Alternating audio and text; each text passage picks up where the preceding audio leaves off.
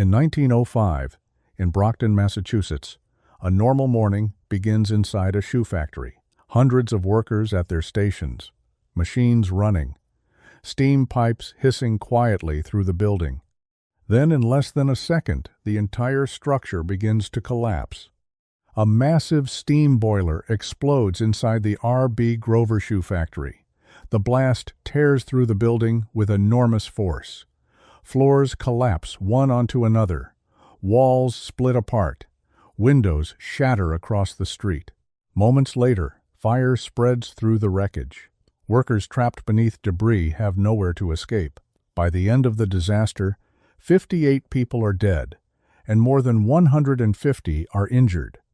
But the most disturbing part of this story is not the explosion itself. It's the fact that the machine responsible for the disaster was not a weapon, not an engine failure, not an industrial accident in the usual sense. It was a heating system, a steam boiler, a machine so common in the early industrial world that thousands of workers stood next to them every day, often without realizing they were working beside something capable of destroying an entire building. This is the story of how steam boilers became some of the most dangerous machines ever installed inside factories. At its core, a steam boiler is deceptively simple.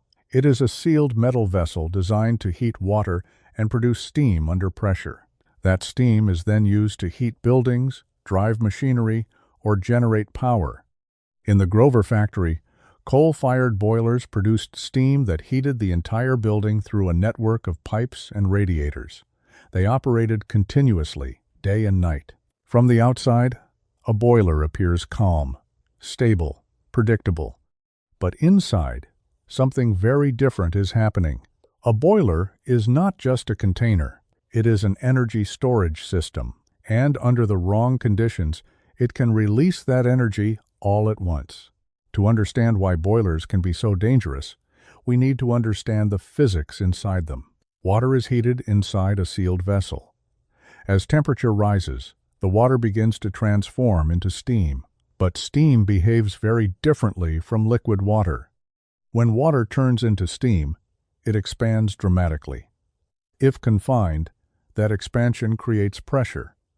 And as pressure increases, the amount of stored energy inside the boiler rises rapidly. This energy builds continuously while the boiler operates. The metal walls of the vessel must contain enormous internal forces every second. From the outside, everything appears normal. Inside, the structure is under constant stress, and that stress never stops.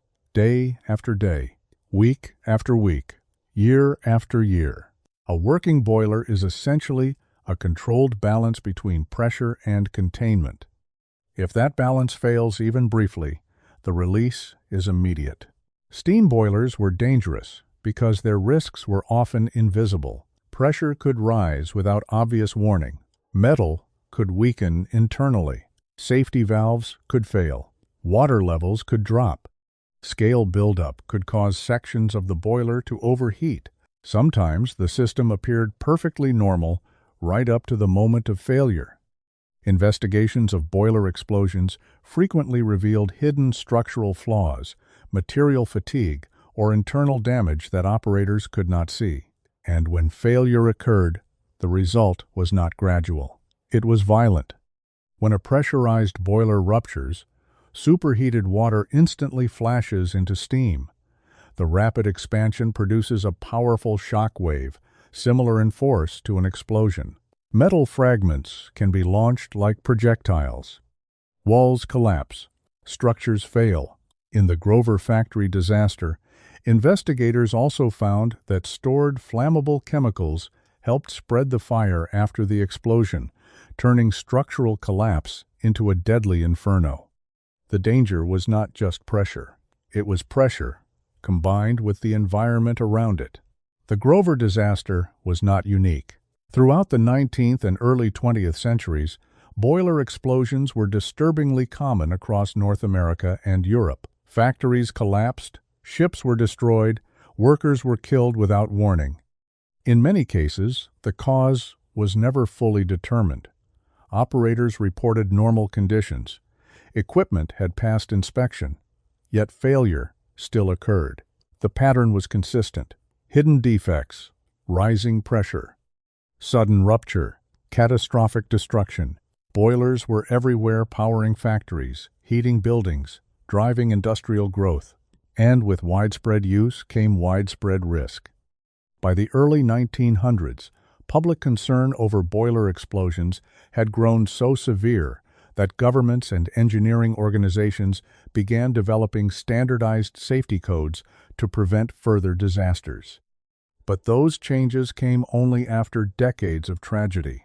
If steam boilers were so dangerous, why did industries continue using them?